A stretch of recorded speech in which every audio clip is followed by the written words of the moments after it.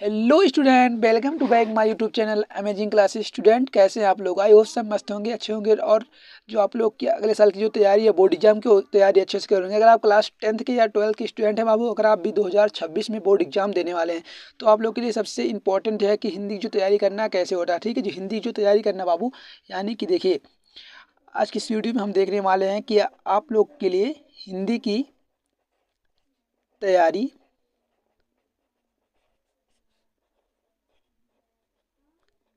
कैसे करनी है। ठीक है, अगर आप इस वीडियो को देख रहे हैं बाबू तो आपको 100% आपको आशा दिलाता हूँ कि आपका 90 नंबर कहीं नहीं आएगा। ठीक है, 90 प्लस जो नंबर होगा आपका हिंदी का बाबू कहीं नहीं जाएगा। ठीक है, अगर आप क्लास 12th में हैं तो 90 आ जाएगा। अगर आप 10th में है बाबू तो आपका 70 से 65 96 नंबर कहीं नहीं जाने वाला है। ठीक है, तो आपको बस इस तैयारी से आपको देखनी है, अच्छी से तैयारी कर लेना है। ठीक है, बस तो सबसे पहले आपको मैं बताऊंगा ठीक है इसमें क्या क्या पढ़ना होता है, कैसे कैसे क्या क्या करना होता है। तो आप लोग एक देखे होंगे, एक तो होता है गद्य। ठीक है, हिंदी में। ठीक है, अधिकतर बच्चों की समस्या यही होती है। एक तो होता है बाबू गद्य, ठीक है, और एक होता है तुम्हारा पद्य होता है। ठीक है स्टूडेंट, तो देखो हम पहले आज हम जिस पर पहले जो शुरुआत में चर्चा करने वाले बाबू, हम पहले चर्चा करेंगे गद्य पे। ठीक है, जो हमारे यहाँ गद्य होगा। ठीक है, आप देख लीजिए, पहले गद्य हम देखेंगे यहाँ गद्य। ठीक है, आपको मैं बताऊंगा कि गद्य कैसे पढ़ना है। गद्य को आपको इस प्रकार पढ़ना, आप जानते हैं गद्य से जो होता है बाबू, आप लोग को मैं पेपर दिखा के बस समझाऊंगा। ठीक है, जो भी पेपर हुआ है 2025 का उसके हिसाब से समझाऊंगा। गद्य में आपको टोटल से 6 नंबर पूछे जाएंगे। ठीक है, जैसे कि आपको मैं प्रश्न दिखा रहा हूँ, देखिए ये इस साल 2025 का जो पेपर हुआ था वही पेपर है, आप लोग देख लीजिए। ठीक है, देखिए 2025 का पेपर है और मैं इसको बता रहा हूँ आपको, देखिए कितना नंबर आपको गद्य से पूछा जाएगा वो भी आपको समझा दे रहे हैं। देखो देखिए गद्य से आपको यहाँ 10 नंबर पूछे आ रहे हैं। कितना बाबू? 10 नंबर आपको यहाँ पूछे गया है। देखिए आप 10 नंबर वहाँ पूछा गया है। 10 के लिए आपको 5 नंबर आएगा, 2 2 नंबर का सब प्रश्न होता है। ठीक है, 5 क्वेश्चन आपसे पूछे जाएंगे। देखिए यहाँ पर प्रश्न पूछा गया तो सबसे पहले आपको संदर्भ लिखना होता है। तो संदर्भ के लिए अब क्या करना पड़ेगा आपको, जो गद्य है बाबू, ठीक है, शुरुआत की जो 3 4 चैप्टर मान लीजिए गद्य स्टार्ट हो रहा है आपका, तो शुरुआत की आपको जो करेंगे, ठीक है, तो आप मान लीजिए, ठीक है, शुरुआत जो 3 चैप्टर होंगे यानी कि 1 और चैप्टर 2 जो तुम्हारा है, और जो चैप्टर आपका 3 है। ठीक है, तो 3 चैप्टरों को आप अच्छे से रीडिंग करेंगे।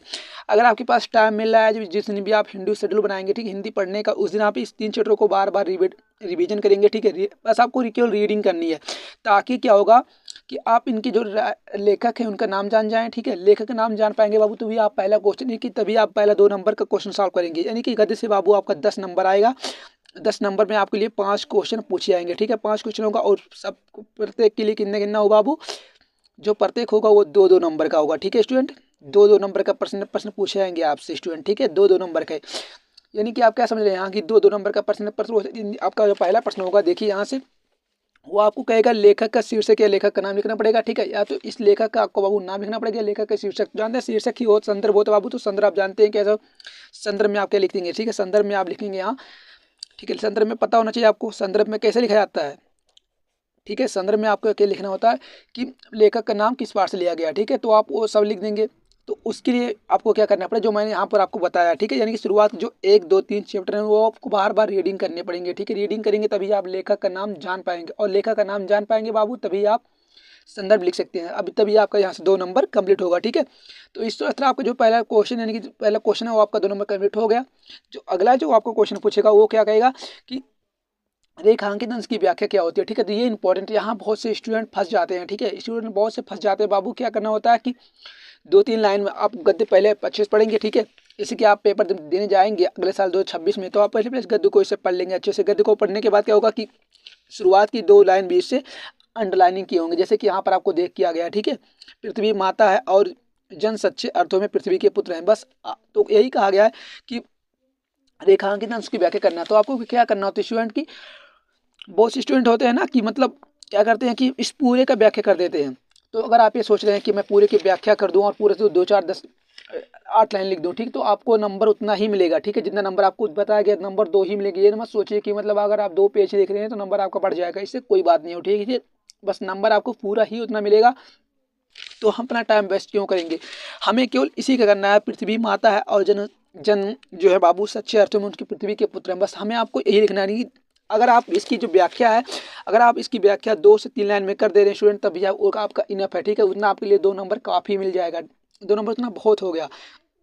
ठीक है, और तीसरा प्रश्न आपसे पूछेगा, उससे प्रश्न बता के पूछेगा। जैसे कि आप देखिए पूछा गया कि पृथ्वी की कल्पना कम असंभव है, तो देखिए उसका जो राइट आंसर है यही इसी में है। यहाँ पर देखिए लिखा है कि पृथ्वी हो और मनुष्य ना हो तो राष्ट्र की कल्पना संभव है, ये इसका आंसर है। तो इस प्रकार आपके यहाँ से 10 नंबर हिंदी का कंप्लीट हो जा रहा है, ठीक है गद्य का बाबू, 10 नंबर आपके यहाँ से कंप्लीट होगा। सेम ऐसे ही आपको मैं ये प्रोसेस बताऊंगा, ठीक है। जो अगला प्रोसेस होगा बाबू आपका, यानी कि जो दूसरा वाला प्रोसेस आपका है पद्य का, ठीक है। तो पद्य का आपका क्या करेंगे, जैसे मैं इसमें बताया हूँ सेम वैसे इसमें समझा दे रहा हूँ आपको, ऐसे सब आप उसमें भी समझ लेना, ठीक है। पद्य की भी आपको ऐसे ही करने हैं, ठीक है। इसमें आपको जो शुरुआत के 3 चैप्टर हैं बाबू वो बहुत अच्छे से पढ़ना, ठीक है।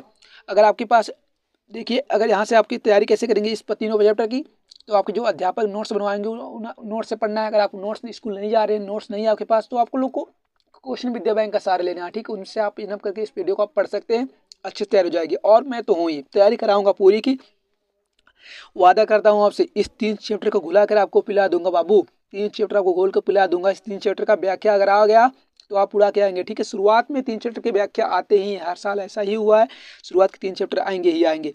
तो आपको मैं बताया हूँ कि हर साल एक बार हफ्ते में उस 3 चैप्टरों के एक चैप्टर को आपको हमेशा रिपीट कर लेना है, रीडिंग कर लेनी है, ठीक है। शुरुआत में भी ऐसे इसका पद के भी आएंगे, ठीक है। पद के भी प्रश्न पूछे आएंगे, जैसे कि देखिए पद के भी ऐसे प्रश्न पूछे गए हैं, यहाँ पर आपको मैं दिखा दे रहा हूँ। इसके भी 10 नंबर ही आ जाएंगे, देखो यहाँ पे सेम ऐसे ही, ठीक है। देख लीजिए यहाँ शुरुआत की 3 चैप्टर में आपको पढ़ना बताया हूँ, उसी में से ये प्रश्न पूछे गए हैं बाबू, ठीक है। तो आपको बस ऐसे ही रीडिंग करनी है, आप तैयारी करेंगे। आपका 20 प्रश्न ऐसे ही पूछा गया, देखिए यहाँ से प्रश्न ऐसे ही पूछा गया, वहाँ भी संदर्भ पहले आपका संदर्भ पूछा जाएगा, ठीक है। दूसरा में आपका वो जो है वो व्याख्या पूछा जाएगा, ठीक है। और तीसरे में पद्यांश की आज से पूछा जाएगा, यानी कि इसमें भी 5 क्वेश्चन आपसे पूछे आएंगे। 10 नंबर का आपका प्रश्न होगा, 5 क्वेश्चन आएंगे। और जो प्रत्येक प्रश्न होंगे वो कितने कितने नंबर के होंगे स्टूडेंट, इसमें भी 2-2 नंबर के ये प्रश्न बनते हैं, ठीक है। सबका 2-2 नंबर का बनता है, यानी कि जैसे क्वेश्चन वहाँ भी होता है ऐसे वहाँ भी होता है, ठीक है। 10 नंबर के यहाँ प्रश्न बन जाएंगे आपको, तो 10 नंबर आपको रेडी करके जाना, ठीक है। शुरुआत के 3 चैप्टर में पढ़ा दूंगा, आप लोग तैयारी कर लेना है, ठीक है। और उसके बाद आपका लड़कों को बात फंसती है कि बाबू की जीवन परिचय क्या करेंगे, ठीक है। तो जीवन परिचय में आपको बताऊंगा, अच्छे समझा लेना, ठीक है। जीवन परिचय में क्या करना आपको कि जिस चैप्टर का आप बाबू ये पढ़े हैं, ठीक है। मान लीजिए गद्य का हो या पद्य का हो, अगर आप गद्य के 3 चैप्टर आप तैयार कर लिए हैं, ठीक है, गद्य का 3 चैप्टर आपको तैयार कर लिए हैं बाबू, तो उसी चैप्टर के लेखक जो हैं उन्हीं शुरुआत से 3 चैप्टर को आपको लेखक का जीवन परिचय आपको रट लेना है, अच्छे से तैयार कर लेना है। 3 गारंटी लेता हूँ उनमें से आपका एक फंसा ही फंसा है, ठीक है। अगर आप शुरुआत के 3 चैप्टर,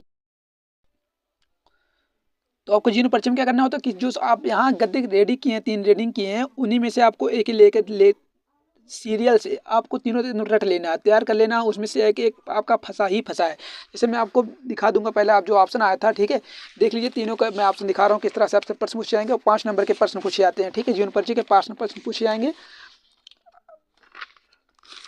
उस तरह से प्रश्न आपको पूछे जाएंगे, और उनमें से फंसा ही फंसा है। अगर आप शुरुआत के 2 चैप्टर याद कर ले रहे हैं बाबू, 3 चैप्टर, तो उसमें से आपके फंस जाएगा, पूरी उम्मीद रखते हैं, ठीक है।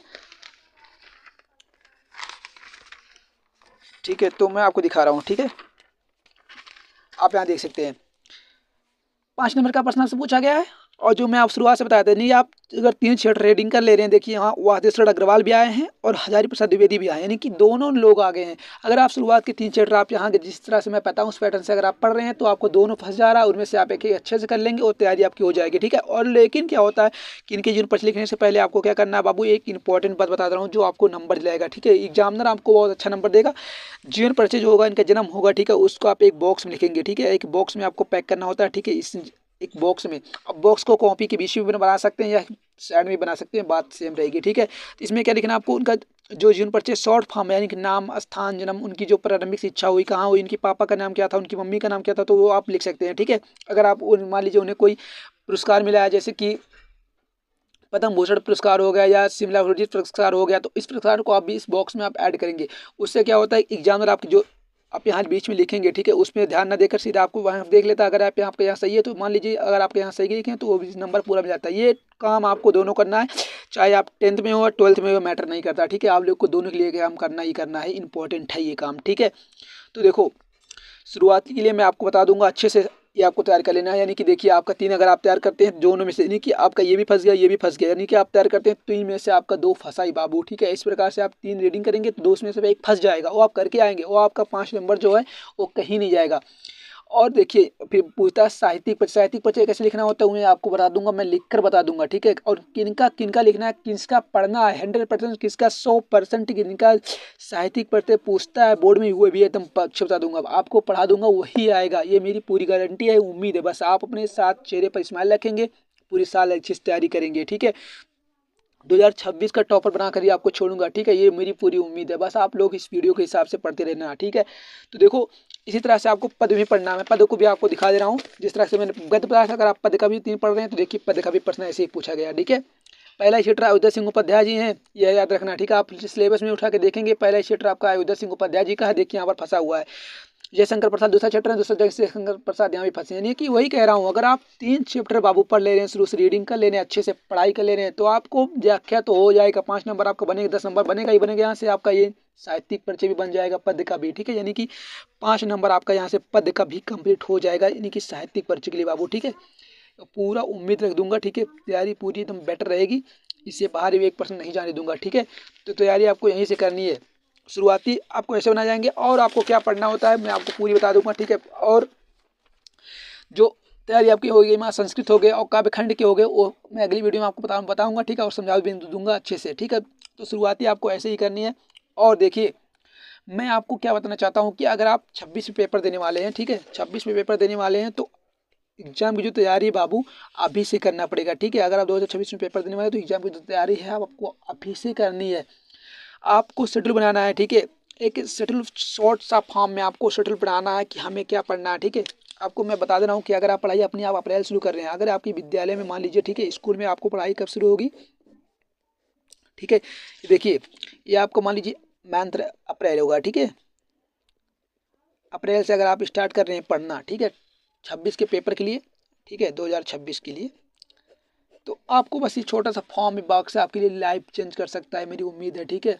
आपको अप्रैल में क्या करना है, अप्रैल में हिंदी के, ठीक है, हिंदी के जो बाबू हैं आपको एक ही चैप्टर पढ़ना है, मैं ज़्यादा प्रेशर आप नहीं दूंगा, एक ही चैप्टर आपको पूरा रट लेना है, ठीक है, एक चैप्टर आपको रट कर तैयार कर लेना है, एक गद्य के और एक ही पद्य का, यानी कि दोनों, यानी कि अप्रैल माह में आपको हिंदी के 2 चैप्टर तैयार होने चाहिए, एक गद्य का, तो गद्य वाला तो इजी होगा, केवल आपको गद्य को रीडिंग करना होगा, जो टाइमिंग देना होगा 20 25 30 मिनट, वो आपको केवल पद में देना है, इसमें से आपको हिंदी की व्याख्या करनी होगी, आपको इसमें व्याख्या करना सीख जाना है, ठीक है, आपको इसमें व्याख्या करना सीख जाना है। और फिर क्या होगा मई में, ठीक है, 20 मई तक आपकी स्कूल बंद हो जाती है, अगर आप स्कूल जाते होंगे तब, ठीक है। अब मान लीजिए यहाँ मई है, ठीक है, मई में आपको क्या करना है, मई में अदर सब्जेक्ट की भी बता दूंगा, आप टेंशन मत लो, ठीक है, आप लोग इसके लिए बेफिक्र रहिएगा, मैं फिजिक्स केमिस्ट्री बायो और ठीक है मैथ के भी लिए बता दूंगा कि कैसे कैसे क्या तैयारी करनी है। अभी फिलहाल तो हम हिंदी की बात करें तो हिंदी पे देखेंगे, ठीक है। मई में क्या करना है आपको कि मई में जो आप चैप्टर पढ़े हैं, मान लीजिए एक चैप्टर रेडी हो गया आपका, तो अब जो दूसरी चैप्टर की नंबर आपकी आएगी बाबू, ठीक है, दूसरे चैप्टर का नंबर आएगा, इसमें भी दूसरा, इसमें आप समझ रहे हैं ना, दो दो मैं क्यों लिखा हूँ, क्योंकि एक गद्य का एक पद्य का, ठीक है। तो इसको पढ़ने से पहले आपको क्या करना है कि एक बार इसको रीडिंग कर लेना है, ठीक है, एक बार इसको रीडिंग कर लेना है, ताकि जो आप पढ़े हैं आपके रिवाइज हो जाए, आप भूले ना। और इनमें से भी वही काम करना है कि दोनों के व्याख्या करना है, आपको सीख जाना है, ठीक है, अच्छे से, यानी कि आपको ये डाउट नहीं होना चाहिए कि संदर्भ लिखो तो फंसो, और व्याख्या करने के लिए क्या करना होता है, ठीक है। आप व्याख्या उतनी करेंगे जितना मैं आपको बताऊँ, जितना कि अंडरलाइनिंग किया होगा उतना ही व्याख्या करेंगे, ना कि 2 4 लाइन 6 लाइन 10 लाइन भी लिखेंगे, उससे कोई फायदा नहीं है, ठीक है। नंबर भी कट जाते हैं, नंबर पूरा मिलता भी नहीं है, और कोई फायदा उम्मीद नहीं, इसके मत रखिएगा कि मुझे पूरा नंबर मिल जाएगा, उससे कुछ फायदा नहीं है, ठीक है। उसके बाद जून में आपको क्या होता है, जून में बाबू बस आपको 2 चैप्टर रेडी हो गया आपके, ठीक है। आप शुरुआत के 3 चैप्टर आपको रेडी करने हैं, 3 ही चैप्टर आपको अच्छे से पढ़ना है, मैंने आपको बताया है, तो आपको यहाँ से तीसरा देख लेना है, ठीक है, तीसरा आपको देख लेना है, उसमें से आपको क्या करना है, इसके भी आपको व्याख्या ही सीख जानी है, ठीक है हिंदू स्टूडेंट। तो आपको उसी 3 चैप्टर के आपको क्या करने हैं, ठीक है, इन्हीं 3 चैप्टर को आपको क्या करना है, ठीक है, जीवन परिचय भी कर लेना है, जीवन परिचय भी पढ़ना है, और साहित्यिक परिचय भी, ठीक है, परिचय भी रेडी कर लेना है, ठीक है बाबू, उसी 3 चैप्टर के जो आप रीडिंग किए हैं। उसके बाद आपको बचना कितना है, ठीक हो, देखो बच रहा है जुलाई, अगस्त, सितंबर, अक्टूबर, नवंबर, दिसंबर, उसके बाद फिर जनवरी, फरवरी में आपका एग्जाम होना ही है, ठीक है, फरवरी में आपका तो पेपर होगा ही, ठीक, 2026 में जो होगा बाबू पेपर आपका तो फरवरी में होगा ही, ठीक है। तो आपके पास इन्हें कितने बच रहे हैं, 1 2 3 4 5 6। अगर आप इतना तैयार कर ले रहे हैं स्टूडेंट तो आपको बचा क्या है, ठीक है, आपका खंड का बचा तो मैं आपको उम्मीद से करा दूंगा, ठीक है। बस आपको इतना ही तैयार करना है। संस्कृत कैसे पढ़नी है मैं वो आपको बता दूंगा, संस्कृत में क्या क्या पढ़ना है वो भी बता दूंगा, लेकिन उससे पहले मैं आपके लिए एक तोहफा लेकर आया हूँ, आप लोग इसका स्क्रीनशॉट कर लेंगे, ठीक है। देखिए एक नगर में आप लोग सब इसकी स्क्रीनशॉट कर लेंगे, ठीक। चलिए शॉट कर लीजिए स्क्रीनशॉट। क्लास 12th के लिए हिंदी शेड्यूल 2026 यहाँ कर लीजिएगा, ठीक है। आप लोग इतना ही पढ़ना है, फटाफट स्क्रीनशॉट ले लो। आई होप सब स्क्रीनशॉट ले लिए होंगे। इतना ही आपको पढ़ना है, इससे बाहर एक भी प्रश्न नहीं जाएगा, ठीक है। उम्मीद है आप लोग इसको समझ गए होंगे और मेरा पूरा उम्मीद है आप इसकी तैयारी से आप इसकी तैयारी करेंगे। 2026 में आपका भी 95% लाने का जो सपना है वो साकार होगा, ठीक है। आप तैयार करते रहिएगा, मैं आपके साथ हूँ, आपके साथ आपका भाई आपका हमेशा खड़ा रहेगा, ठीक है। चलिए मिलते हैं एक और लेटेस्ट वीडियो के साथ। आपका जो अगला वीडियो होगा वो होगा कि हम फिजिक्स की तैयारी कैसे करें, ठीक है बाबू। तो मिलते हैं अगली वीडियो में, तब तक के लिए अगर आप भी इस चैनल पर नए हैं तो चैनल को प्लीज़ सब्सक्राइब कर लीजिएगा, ठीक है। क्योंकि आपको ये चैनल में हर एक सब्जेक्ट की इस तरह से शॉर्ट नोट्स मिलेंगे, शॉर्ट ट्रिक्स मिलेंगे कैसे क्या पढ़ना होता है बाबू। चलिए मिलते हैं अगली वीडियो में, तब तक के लिए जय हिंद, जय भारत, वंदे मातरम। और हमेशा स्वस्थ रहिए, खुश रहिए और इस वीडियो को अपने दोस्तों में शेयर करिएगा, ठीक है। Bye bye.